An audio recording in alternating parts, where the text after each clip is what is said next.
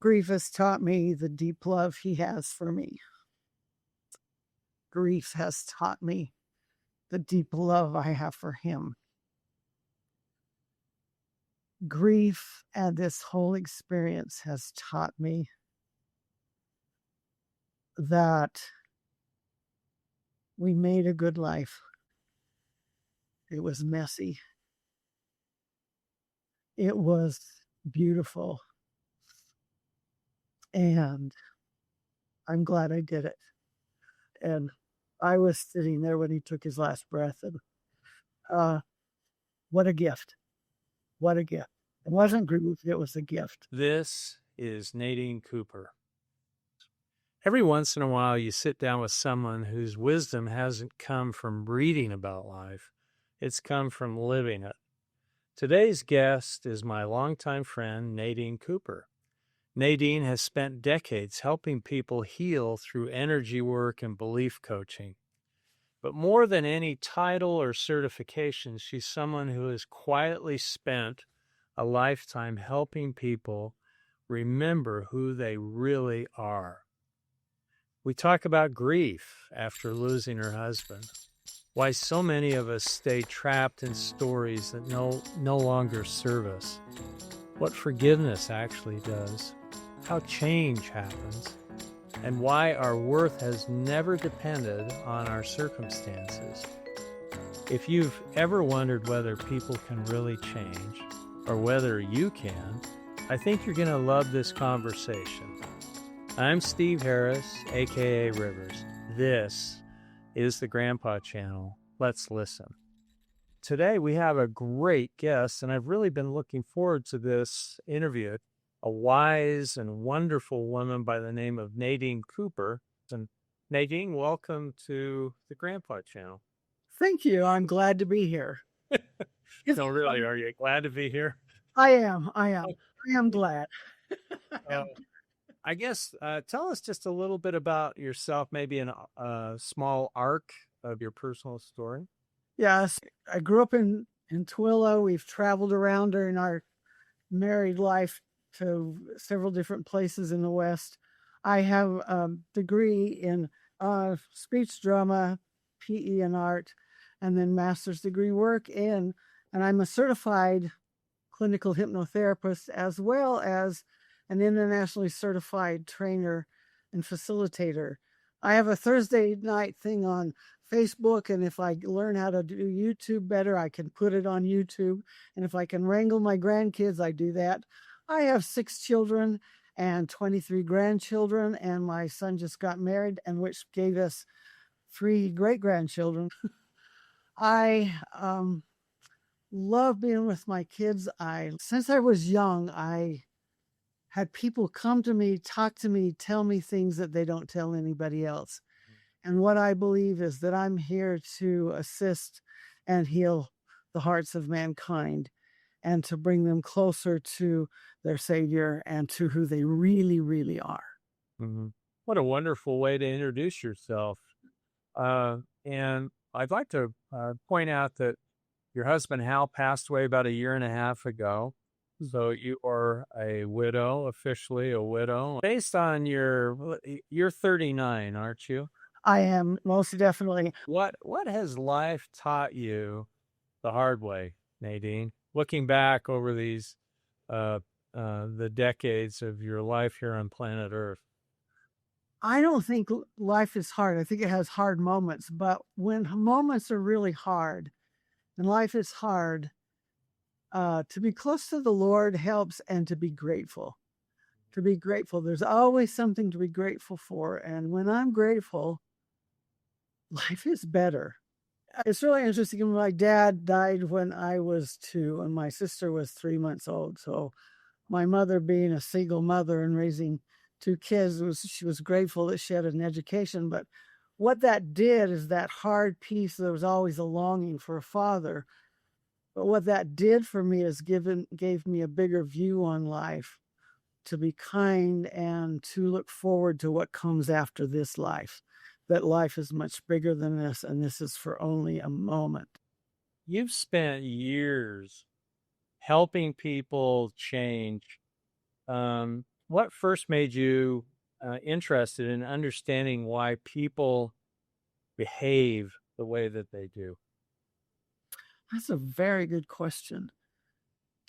When my son had gone for treatment and he was using alcohol a lot, my sister-in-law said, "You need to take him to these personal growth trainings." And so I took him to these personal growth trainings. And at that time, I was just so weighted down. And I was a good victim at that point in my life. Mhm. We lived in Oregon at the time. I came to Salt Lake, put him in the trainings. And then the gift was the lady that owned the place took me by the hand and shoved me into the trainings. She said, "You'll figure out how to pay for it," which I did. But that started me down that growth road of I have choice to be who I am. Therefore, other people have choice to be how they are. And I've always been interested in how people work. And then when I found a way that I can work with people so they change, um, it really opened up a big arena for me to be of assistance, because I think, people can be victimized, but they don't have to be victims. Mhm. And suffering is optional. Stuff happens. And we may suffer for a while, but it doesn't last forever. People that suffer, it hurts my heart. And I think that you have a choice to do something else. And if I can facilitate that and have the Lord work through me for them to make a change, then that makes me feel good. Let me ask you this question. Do you feel like is change possible? I know that you probably do, but it seems like change is really, really hard, even if you just think about yourself, but with other people. Was change possible, Nadine? Thank you. That's a really good question. First of all, we decide whether our cup is half full or half empty by the time we're 18 months old. That's quite a hard one to change because it's so deep.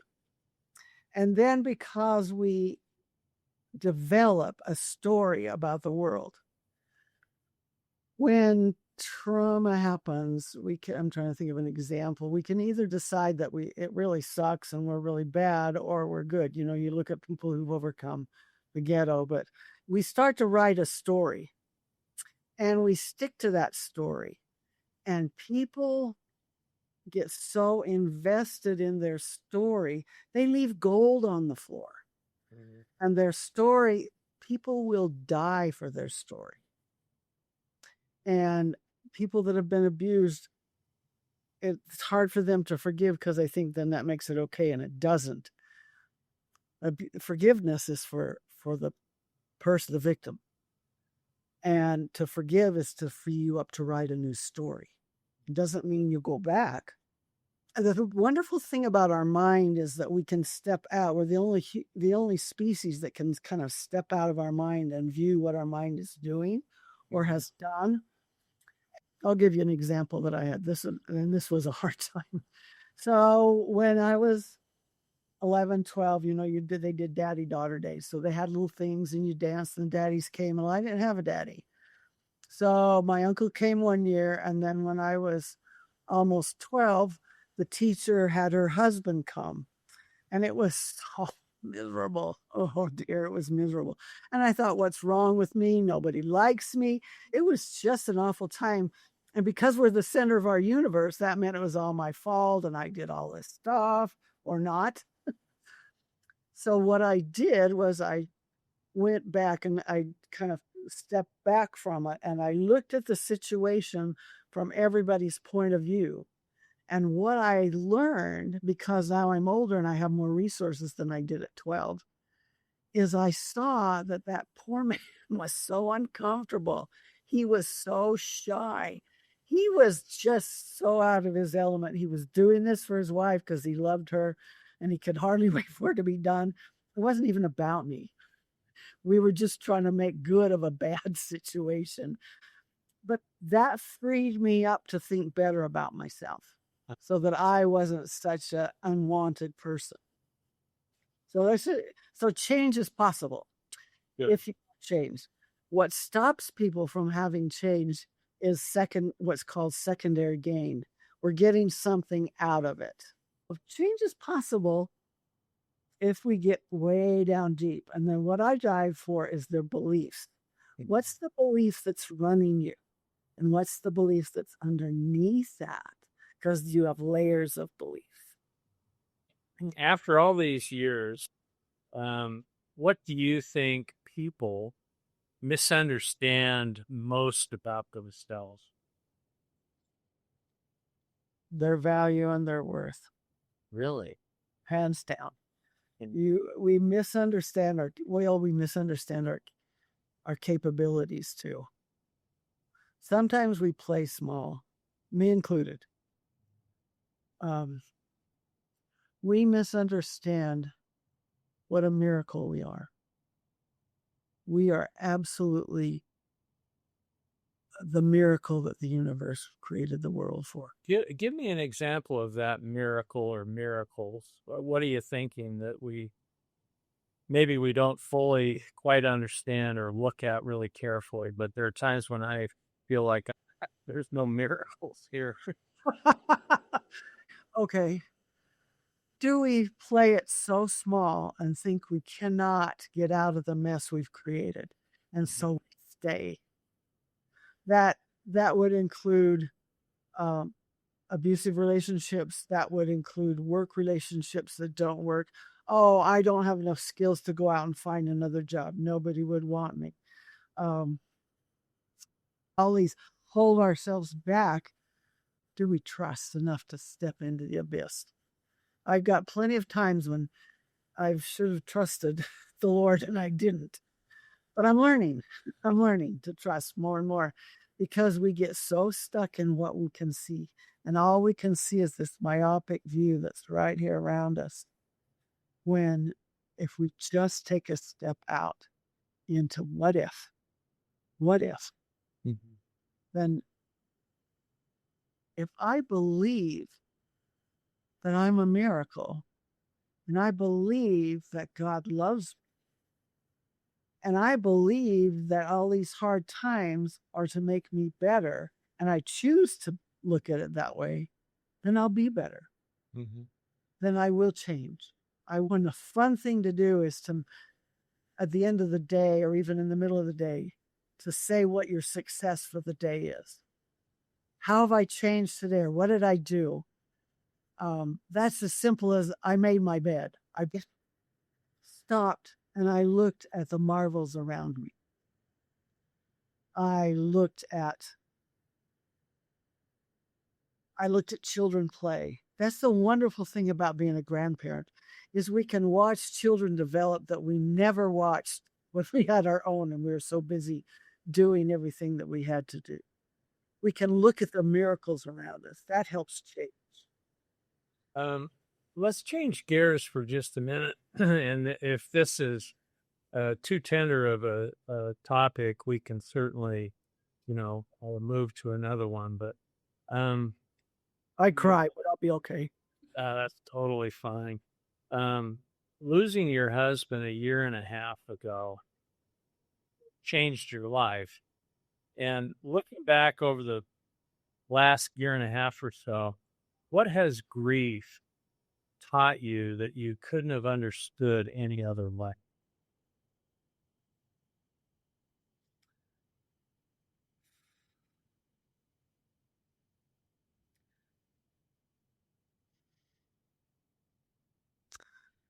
Grief has taught me the deep love he has for me. Grief has taught me the deep love I have for him. Grief and this whole experience has taught me that we made a good life. We built a good life. We worked at it. We worked hard at it. It was messy. It was beautiful. And I'm glad I did it. I'm glad I could support him through his process. It was it was about a 20-year process of an enlarged aortic valve that made it so he could function less and less and less. And then I did not bring Kleenex. But then when he started, they said that you'll go down and down and then you fall off the cliff. And he just kept falling off cliffs. And bless that man's heart, things happened to him that I don't think he would ever have wanted them to happen. He was so gracious. He was so kind. I said, does it bother you that you're forgetting? He said, no, I think it's part of aging. But his brain was dissolving. So there was a lot of pre-grieving that went on.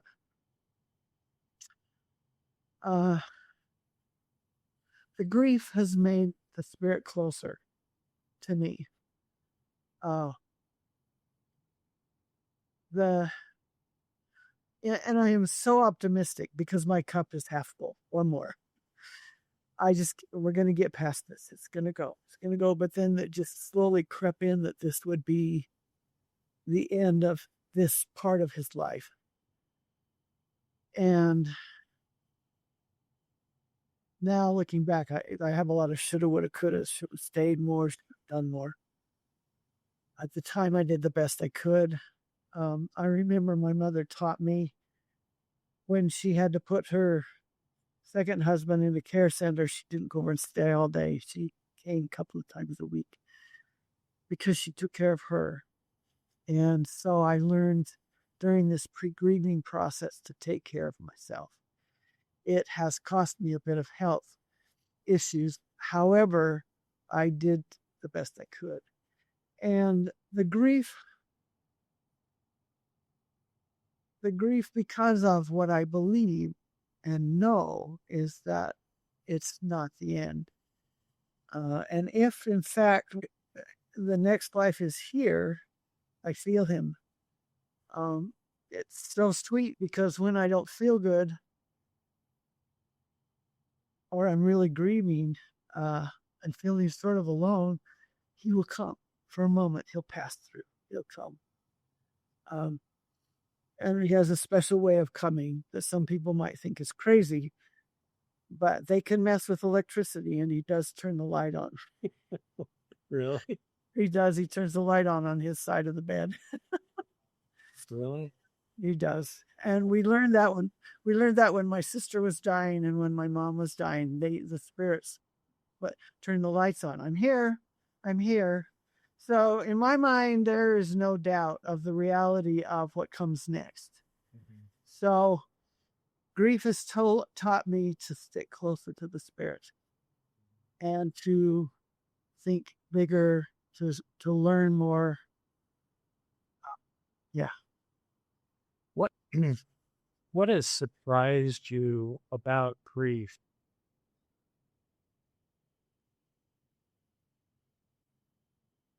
I think because of my dad dying, always thinking about the next life and being with him.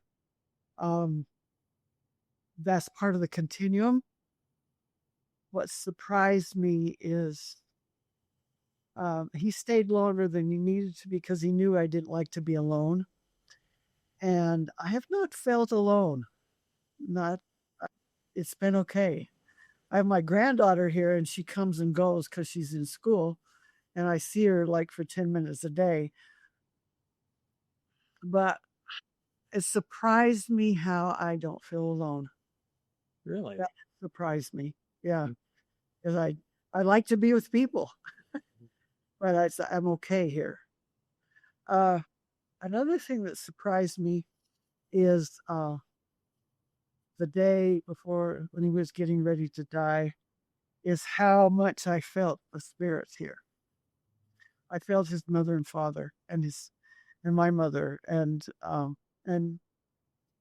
it's hard to describe, but the feeling was surprising. Mm-hmm. And so, yeah, very special, very sacred. Oh, that's amazing. And the fact that he was able to die at home was so sweet. And I was sitting there when he took his last breath, and what a gift. What a gift. It wasn't grief, it was a gift.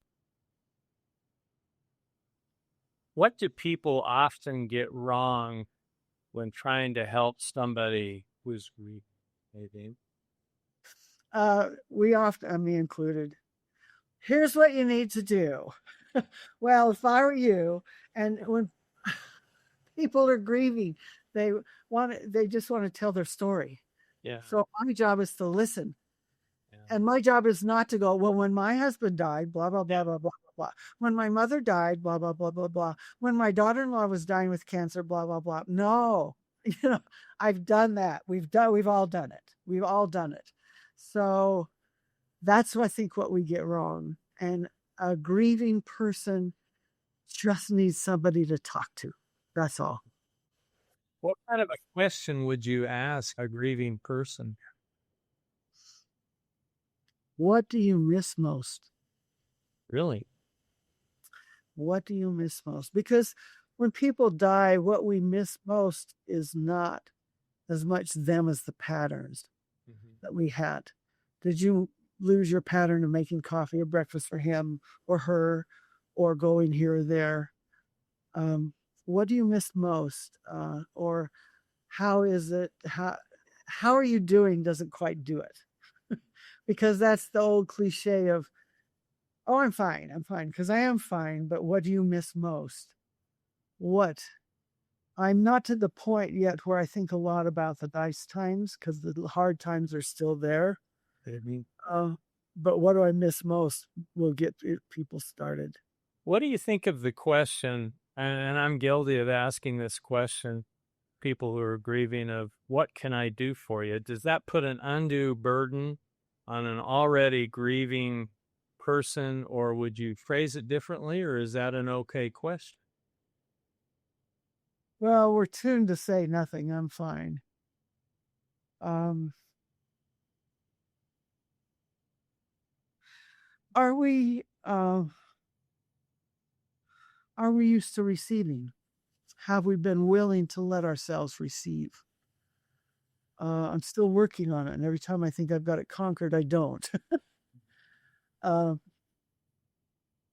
I think the biggest thing people should say when you say, is there anything I can do for you?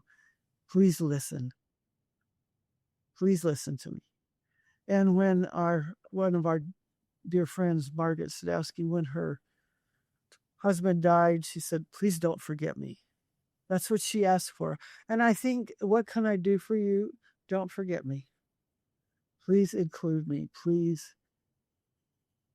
Well, for me, it's like, please keep contact with me. Please love. Yeah. Okay, let's look at the question. Is there anything I can do for you? That's really a yes-no question. Mm-hmm. Yes, no. The better question might be, what can I do for you? What can I do for you? Do you need to go get a Coke? What do you need to have a visit? Do you need to would you like to go for a walk? Think of something you can do little. It doesn't have to be big.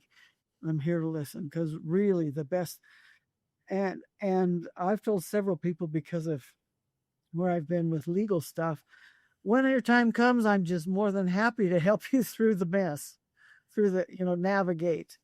And do you have this? Do you have that? There may be things that you have expertise in that you could assist them with. But yeah, the better question is, what do you need? What would you like? What do you need? Mm-hmm. What can I do for you? It's a what question, not is. So switching gears a little bit, let's look at relationships where the person is alive rather than dead. What do you find is the biggest misunderstanding that people have about healthy relationships? Early on, the biggest misunderstanding is that you can read my mind. Yeah, and you're supposed to know what I want and need.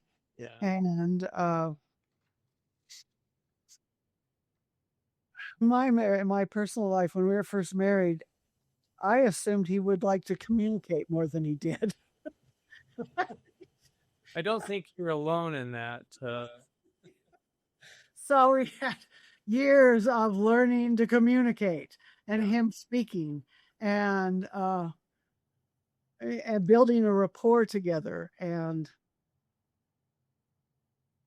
sometimes he said, "Oh, and you're supposed to do this," but again, that goes back to communication. Misunderstandings. You've got to have your values match. A misunderstanding might be that you should like to do the things I like to do, which is not necessary. Oh.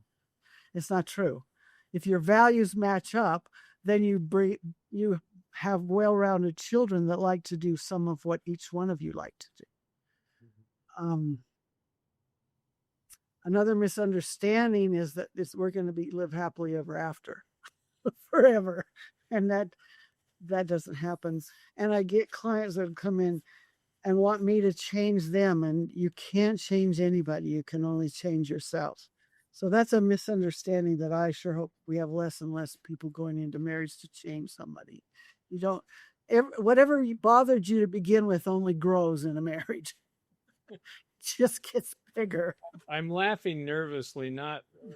I know.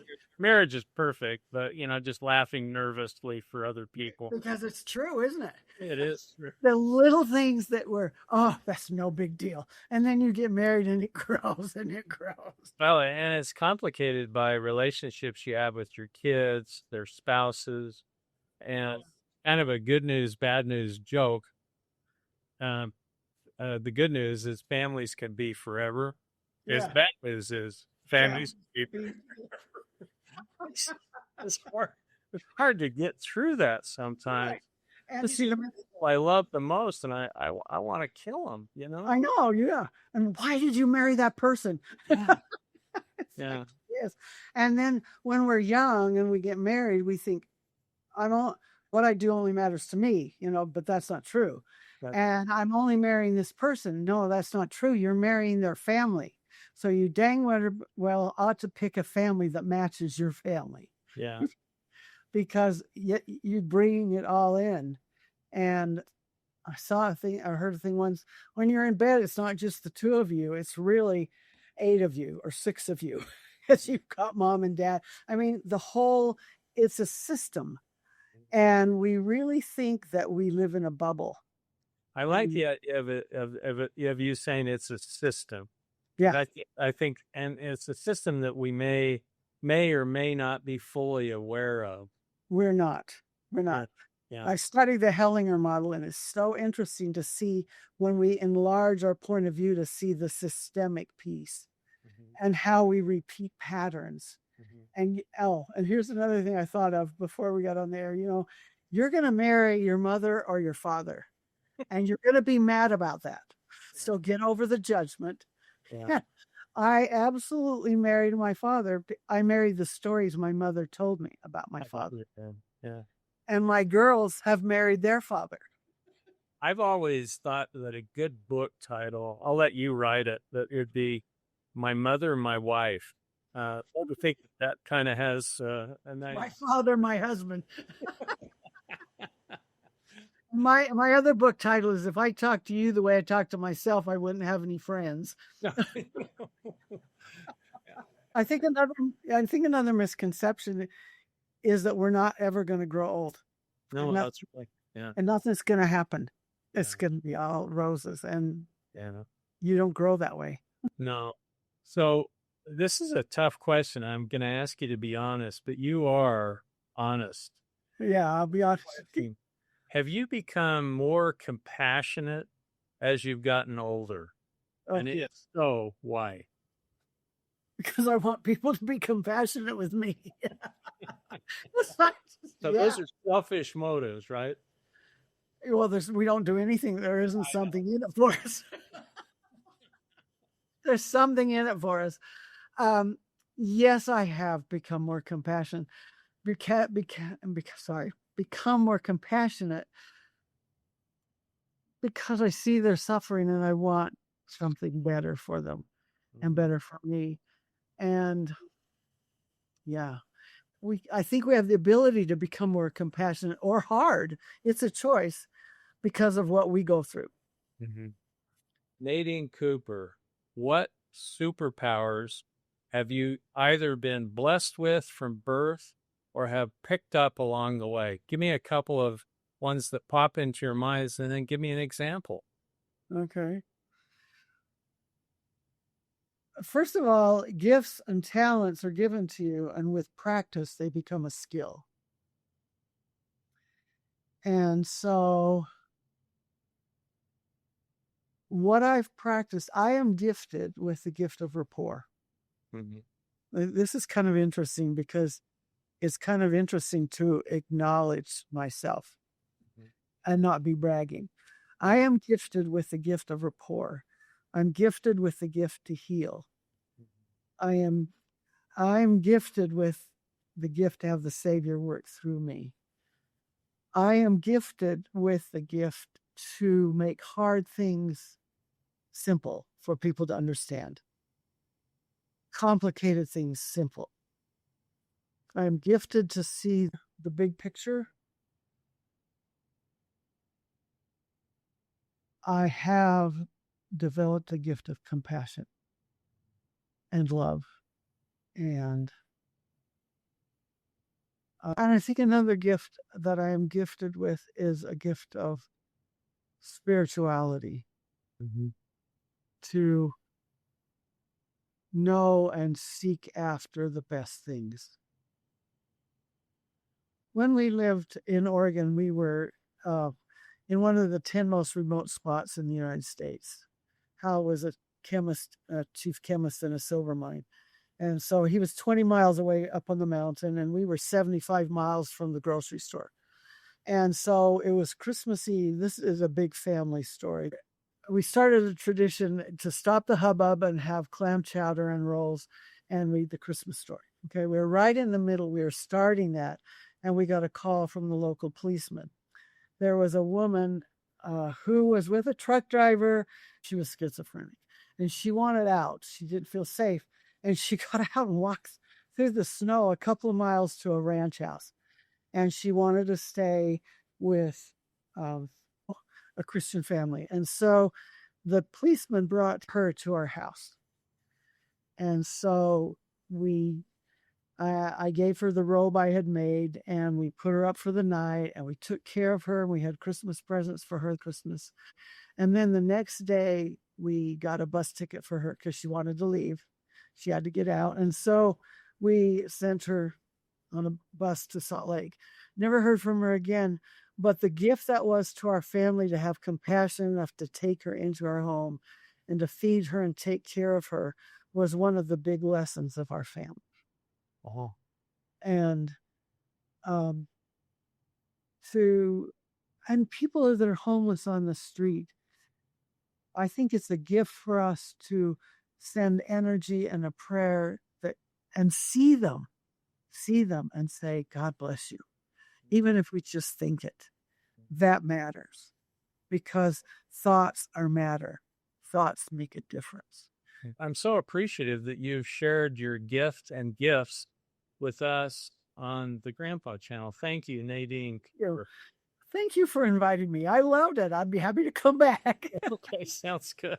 Thanks so much. If there's one thing I kept thinking about after this conversation, it was how often we underestimate ourselves. We think we're stuck. We think we're broken. We think our story has already been written. We think that the train has already left the station. Nadine gently reminds us that none of these things have to be true. Every story has two stories, the one you just heard and the one it stirs in your own life. If you'd like to spend a few minutes with that second story, we've created a reflection journal with a few prompts inspired by today's episode. You'll find it in the description.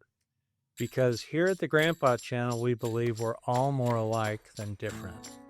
Every person has a story, and every story helps us see our own a little more clearly.